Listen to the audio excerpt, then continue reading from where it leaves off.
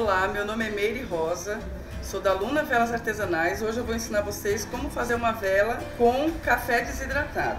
A gente vai precisar de uma forma, grãos de café desidratados, pavio com ilhós, essência de café, corante, vaselina líquida, um pincel, um hashi e um arame.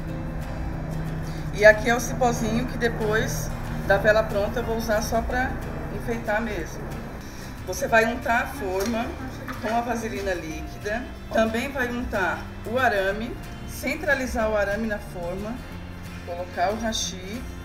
Você derrete a parafina, depois que ela estiver totalmente derretida, você coloca o corante, tinge a vela na cor desejada, vai precisar de um termômetro para medir a temperatura, não pode estar mais de 85 graus. Se você colocar a essência e ela tiver mais de 85 graus, ela vai evaporar a essência, não vai ficar o cheiro.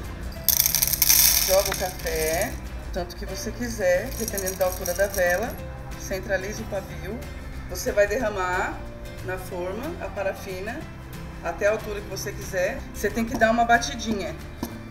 Feito isso, você deixa no local reto e espera esfriar. Quando ela estiver já meia dura, mas você vê que ela está ainda quente, você coloca o dedo, a vela, ela fica um buraco no meio. Você vai derreter mais um pouco da parafina, enquanto ela estiver quente ainda, e vai preencher. Depois de preenchida, só esperar secar, depois desenformar.